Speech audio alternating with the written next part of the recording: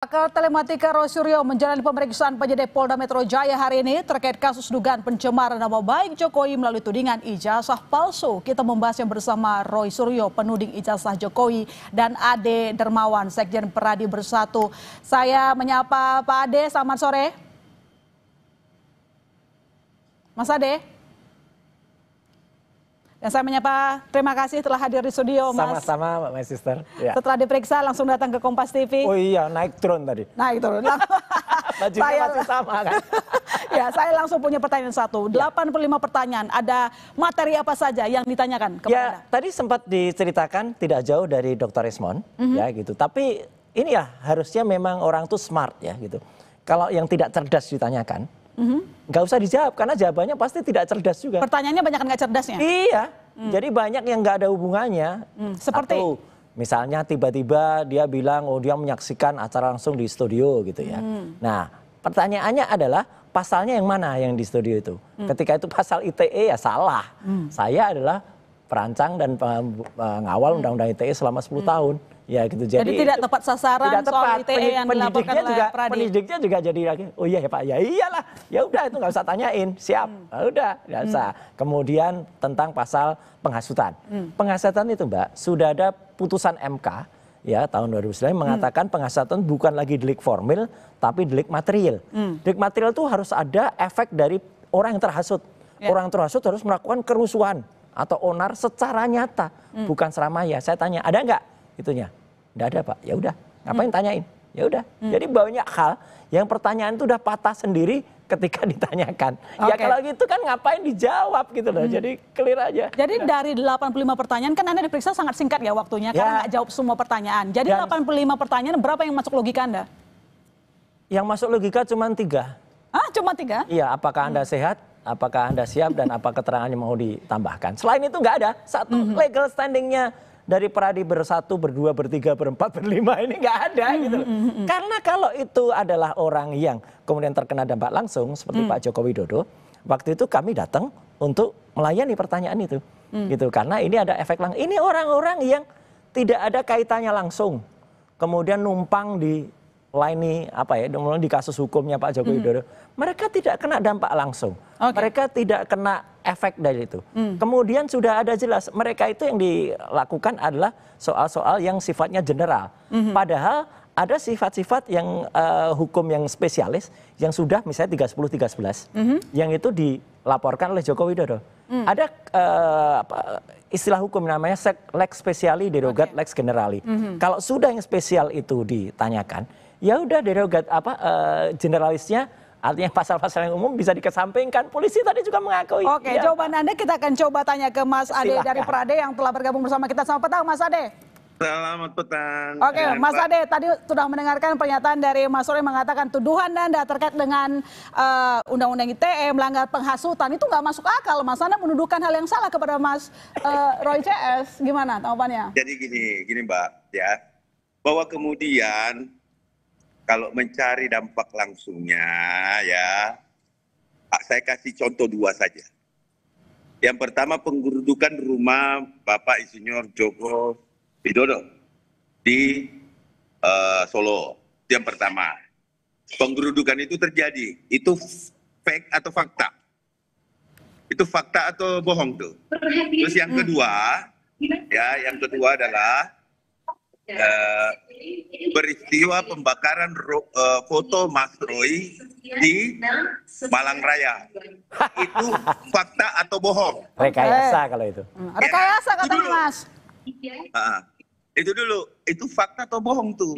Nah, terjadi di mana-mana. Kalau ini tidak dilaporkan, siapa yang bisa menjamin bahwa tidak terjadi susulan-susulan baik dari relawan maupun juga dari masyarakat yang mencintai Jokowi ataupun yang kontra terhadap Bapak Insinyur Joko Widodo atau pendukungnya Pak Roy Suryo CS atau TPUA gitu loh. Sebentar Mas Roy, saya jelaskan dulu bahwa kalau berbicara dampak itu pasti ada dampak. Enggak mungkin kuculuk-kuculuk orang mau melaporkan polisi apalagi itu adalah relawan Bapak Joko Widodo ya untuk hal ini. Kalau tidak ada dampak, ini ada dampak gitu loh. Jadi legal generalis yang dimaksud dengan Pak Roy itu benar sekali. Tetapi perlu diingat, tidak ada dampak. Ya. Nanti kita lanjutkan Mas Ade dan Mas Roy, kira-kira apa yang disampaikan nanti dijawab. Tetap bersama kami saudara di Kompas Petang. Dimasukkan dampak itu makanya baca undang-undang dan baca putusan MK ya.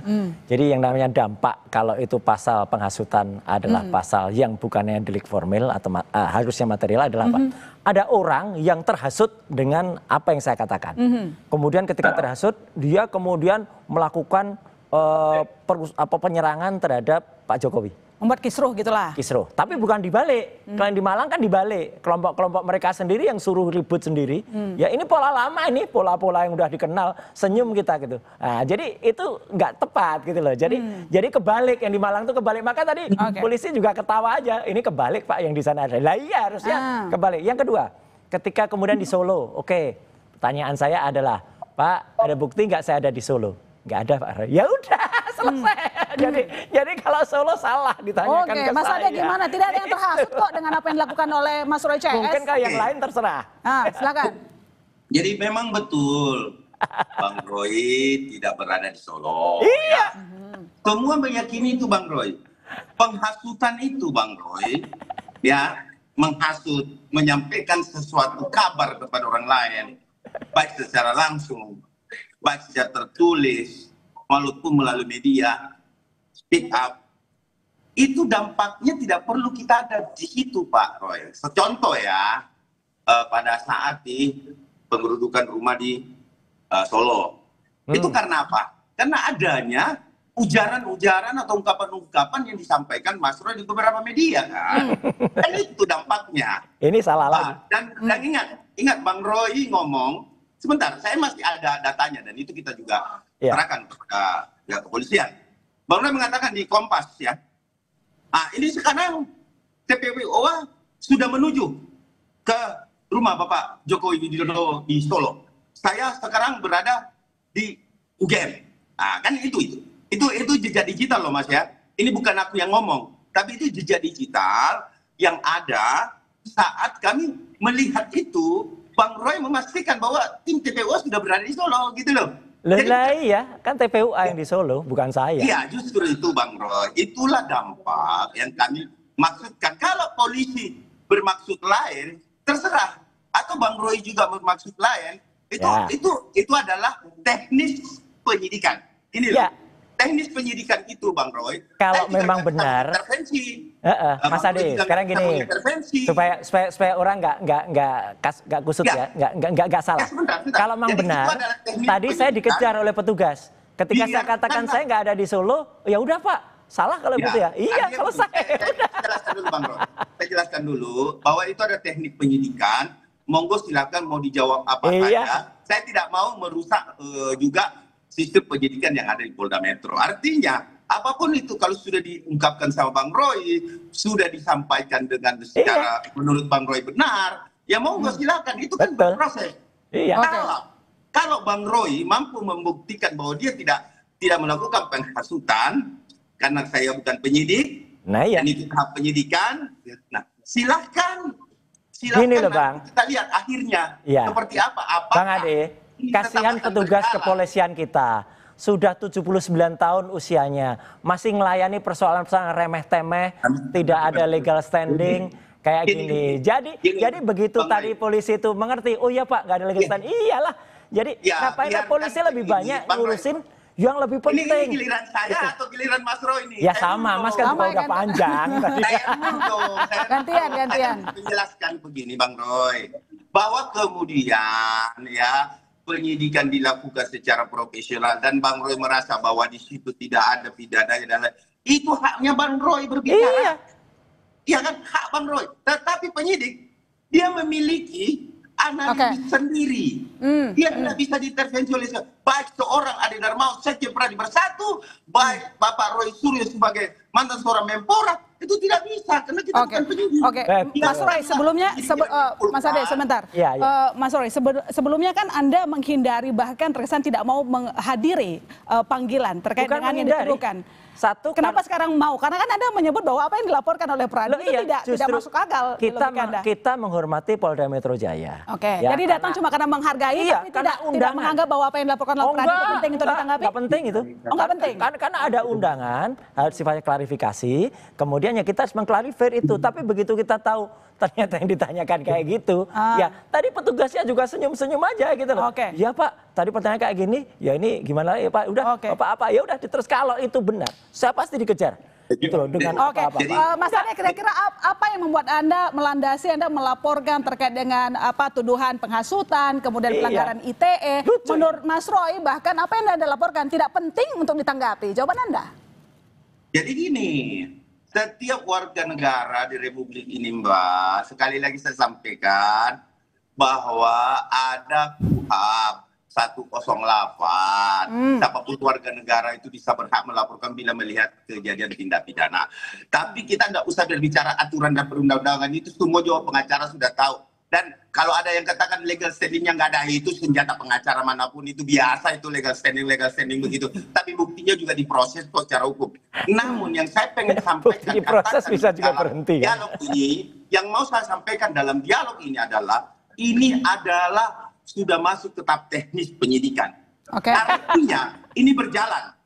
Kalau dikategorikan apa yang membuat kami melaporkan, yang saya pengen katakan adalah kita anak bangsa. Kita jangan saling menuding. Kalau belum ada bukti, kita tidak boleh menjustifikasi seseorang menjadi palsu yang menimbulkan kegaduhan. Karena Bapak Insinyur Joko Widodo juga adalah seorang presiden berkuasa 2 periode, ya tentu dia punya pendukung, Mbak. Termasuk kami juga mencintai Bapak Insinyur Joko Widodo. Dampaknya apa kepada Pradi Bersatu? Bukan Pradi Bersatu, advokat public defender. Itu apalagi itu public defender. Kami butuh sebentar, Mas Roy. Nanti dikejar lagi itu. Memang untuk melaporkan hal-hal seperti ini. Kenapa kami tidak mau ada kegaduhan? Gak masalah. Kami tidak mau, Bang Roy. Kalau kami tidak laporkan ini ke polisi, Bang Roy, yang saya takutkan, Bang Roy jalan tengah malam, kalau ketemu orang yang mencintai, ini contoh nih. Kalau ketemu orang yang mencintai betul-betul Pak Jokowi, terus Bapak disenggol dan diapa-apain. Ya nggak mungkin, ini salah. Yang ada di Malang tuh kita tahu siapa orang-orangnya. Saya sampaikan ilustrasi, bukan kepastian, Pak. Iya. Jadi ini malah nggak benar. Kalau gitu negara NKRI ini tidak benar kalau ada pembacokan di tengah jalan. Oh, jasanya palsu. Bagaimana. Tapi Bapak sendiri tidak pernah. Makanya kita tunggu hasil dari nanti gelar perkara kalau ijazahnya palsu atau tidak. Itu harus dibuktikan dulu sampai inkrah. Begitu sampai inkrah baru bisa Polda Metro Jaya. Gak ngurusin yang remeh-temeh. Baik, pernyataan terakhir mungkin masing-masing punya sikap. Mas Ade, tadi disampaikan oleh Pak Egy. Mas Ade, tadi disampaikan. Karena kenapa? Dalam kondisi sakit pun dia datang, gentleman. Mana kita tunggu besok Rabu kalau datang. Ditunggu hari Rabu katanya Mas Egy ini. Jokowi kita tunggu waktu punya pernyataan. Saya punya pertanyaan kepada Mas Ade. Mas Ade. Tadi disampaikan oleh Pak Egy, harusnya kalau memang ini mau case close, kenapa nggak ditunjukkan saja ijazah aslinya dan selesai, Jokowi bahkan mereka bersedia minta maaf. Kenapa nggak itu yang dilakukan? Itu yang diminta oleh RCS. Seorang warga negara, apalagi seorang seorang presiden ke-7, Republik Indonesia tidak mau menunjukkan kepada publik. Hak. Itu hak. Kenapa? Itu juga ikut kita laporkan, yaitu perlindungan data pribadi. Jadi laporan ini, Mas Ade, jadi laporan ini Anda mau kemana ujungnya? Mau mentersangkakan Mas Roy atau kemana? Atau mau minta maaf aja selesai? Kalau Bang Roy bilang bahwa tidak bisa menggunakan undang-undang PDP, kenapa dirancang itu undang-undang PDP? Mas Ade, saya punya pertanyaan. Laporan Anda mau ujungnya kemana? Mau mentersangkakan Mas Roy atau mau cukup minta maaf saja? Ya, artinya semua bisa dilakukan kalau negara kita memang bagus. Saya tidak pernah menutup, Mbak. Saya tidak pernah menutup dan tidak pernah melarang untuk perdamaian, karena perdamaian adalah apanya yang mau damai. Satu lagi, Mas Roy, kira-kira closing statement aja. Tadi juga sempat dikatakan, Pak, Undang-Undang PDP 027, Mas. Saya kasih tahu, saya bilang ke penyidiknya. Undang-Undang PDP itu tahu nggak dulu ketika di Komisi 1 siapa yang ngerancang? Pak Roy. Ya udah, gunanya bukan untuk itu. Salah besar. Kalau undang-undang perlindungan data pribadi itu untuk data elektronik. Ntar Mas sudah selesai Kak Anda kasus. Jadi salah besar. Jadi mereka malah, oh iya ya Pak, ini sesat menggunakan undang-undang yang salah, termasuk harusnya digunakan perlindungan data pribadi itu 27 bukan untuk itu. Kayak ITE itu digunakan untuk data elektronik. Jadi kalau saya kembali ke ijazah, UGM sebenarnya kan sudah menyatakan bahwa ijazah itu asli. Buat Anda itu nggak cukup. Tunggu hasil pengadilan, kita lihat. Tunggu dan kita itu hak masyarakat untuk meminta melalui keterbukaan. Baik, kita tunggu babak selanjutnya. Terima kasih Mas Roy, terima kasih Mas Ade. Terima kasih Mas Ade. Kita lanjutkan lagi nanti. Terima kasih, selamat petang. Terima kasih.